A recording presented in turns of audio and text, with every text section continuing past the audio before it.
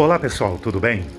Que Deus abençoe a todos e que a graça do nosso Deus esteja sobre a nossa vida.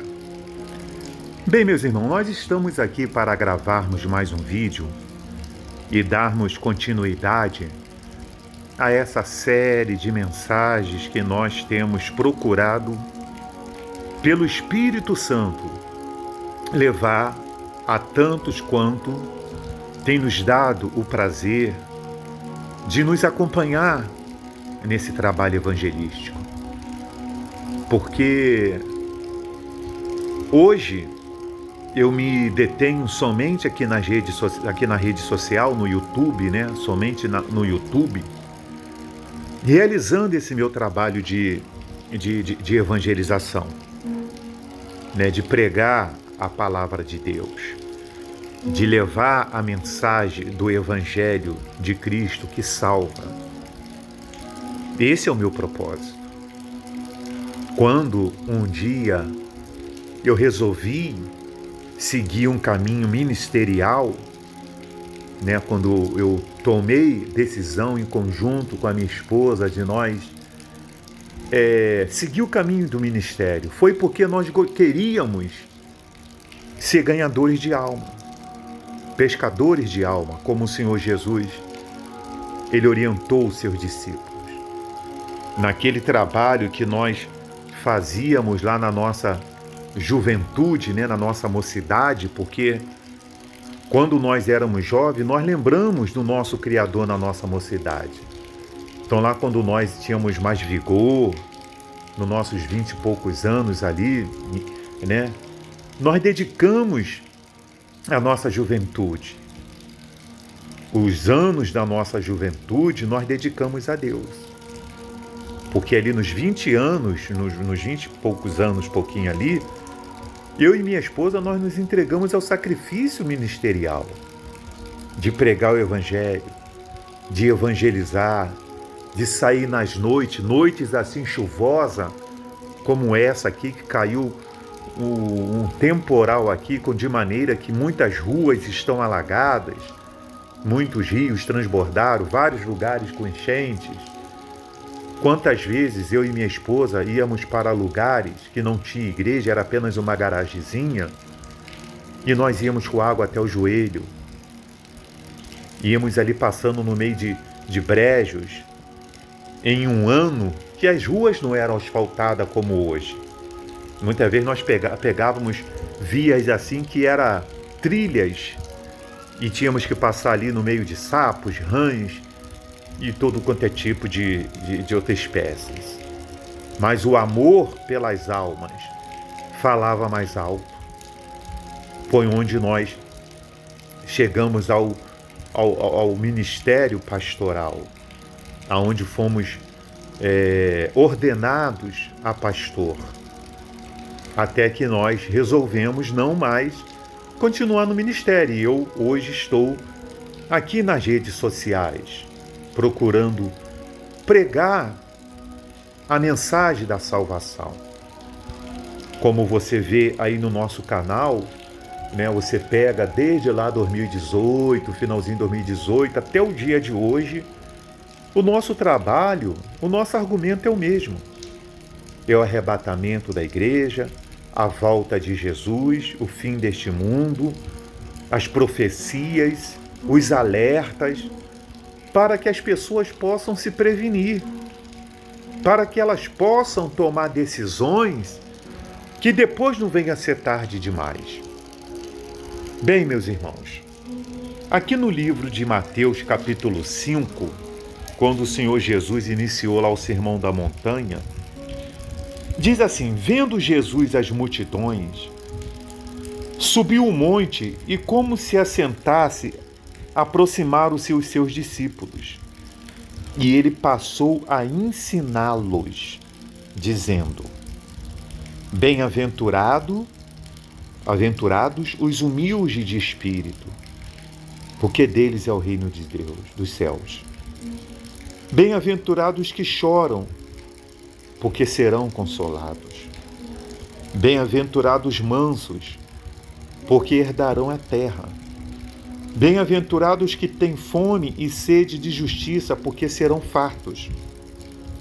Bem-aventurados misericordiosos, porque alcançarão misericórdia. Bem-aventurados limpos de coração, porque verão a Deus. Bem-aventurados pacificadores, porque serão chamados filhos de Deus.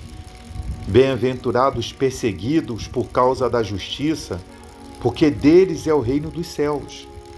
Bem-aventurados sois quando por minha causa vos injuriarem e vos perseguirem, e mentindo disserem todo mal contra vós.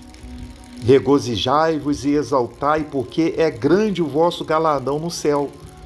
Pois assim perseguiram os profetas que viveram antes de vós. Então, quando nós lemos essas bem-aventuranças, que Jesus iniciou ali o seu ensinamento do Sermão do Monte, vem vários outros ensinamentos, que é bom que você examine isso. Ele expõe ali algumas características do servo de Deus. Ele expõe ali,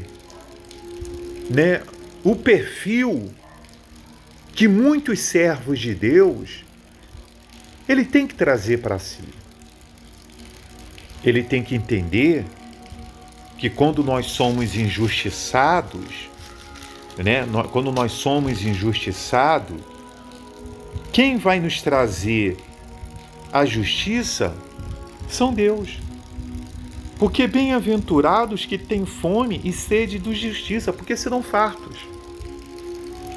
Quem vai nos fartar dessa sede, dessa fome de justiça que nós temos, de tantas injustiças que muitas das vezes nós passamos, vai ser Deus. Pode ser nesse mundo, ou pode ser no mundo por vir. Quando nós formos justificados, recebendo do Senhor o galardão, a herança da vida eterna. A maior bênção que o servo de Deus, que o seguidor do Senhor Jesus, do cristão, daquele que é nascido de Jesus Cristo por meio do Espírito Santo, o maior galardão, a maior herança nossa, não está neste mundo. Este mundo, o que ele faz, ou que eu oro para que o meu Senhor faça, é ser o meu pastor e nada me faltará. Mas a grande bênção que eu calgo, juntamente com a minha casa, com a minha família, é viver a eternidade com meu Deus. Porque como eu conversava esses dias com a minha esposa, a ideia que se tem, tem até aí uns vídeos rolando na internet que mostra lá a pessoa que já morreu, depois aparece ela lá com uma asinha branca nas costas, com uma areola na cabeça. A ideia das pessoas é de que quem morre, todo mundo vai para o céu. E nós sabemos que a realidade não é essa. Não é isso que a Bíblia nos traz. Não é isso que a Bíblia nos apresenta. Existe um lugar de dor, de choro, aonde muitos vão amargar a eternidade, aonde muitos que praticam injustiça, aonde muitos que praticam crueldade, aonde muitos que praticam a mentira, o engano, vão viver a eternidade no lago de fogo que arde com no lago que arde com fogo e enxofre, a saber, a segunda morte. Você veja, meus irmãos, que nós vivemos num mundo de mentirosos. É o mentiroso querendo corrigir o mentiroso com a mentira. A pessoa está cometendo a mentira, o engano, vem outro com a mentira querendo justificar o outro com a mentira. E aonde que isso vai parar? No que nós estamos vendo aí. nessa briga de poder, nessa briga de ego, de quem manda mais, de quem manda menos. Eu posso te colocar na cadeia, posso te mandar para um lado, posso te mandar para o outro. Entendeu?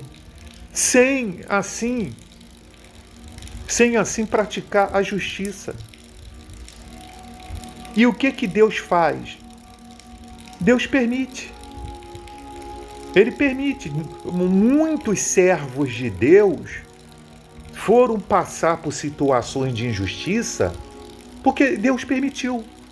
Nós temos vários exemplos na Bíblia com finais lindos, maravilhosos, que dá gosto nós relermos as histórias de exemplos na Bíblia de pessoas que foram injustiçadas. Mas ainda que eu não veja a justiça de Deus neste mundo, eu vou ver na eternidade. Porque só de eu receber do meu Senhor a herança de viver a eternidade com Ele, isso já eu estar justificado. Você veja, meu irmão, eu até conversava, esse dia eu gosto muito de conversar com a minha esposa, né? Minha amada esposa, e você veja, né? Hoje em dia, se eu colocar uma camisa do Brasil, eu tenho ali 3 camisas do Brasil.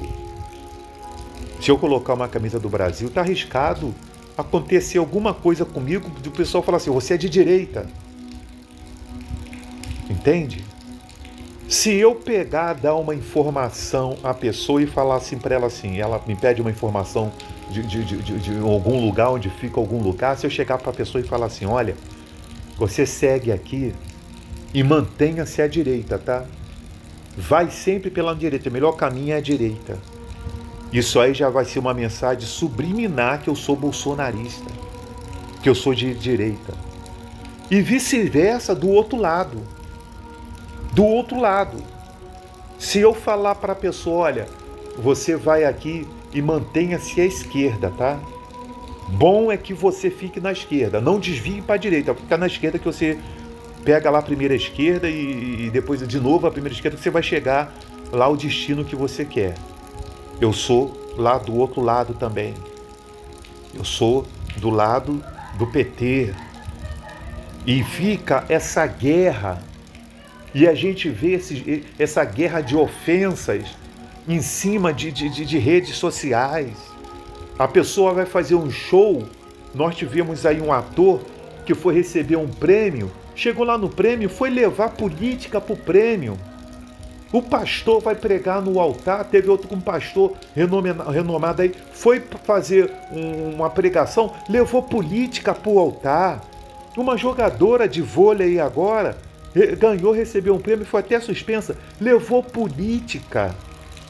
E fica essa guerra, meus irmãos, fica essa guerra sem fundamento.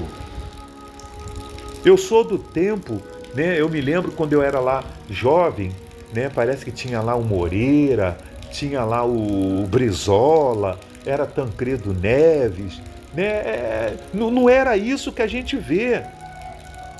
O voto era secreto, né? As coisas eram tudo, cada um vivia ali e cada um tinha até ali aquela questão, eu quero esse candidato, eu quero isso, mas não havia nada ofensivo, não havia essas ofensas, essas guerras que a gente vê em cima de redes sociais, de baixo calão, pessoas que têm até uma certa cultura, sabe?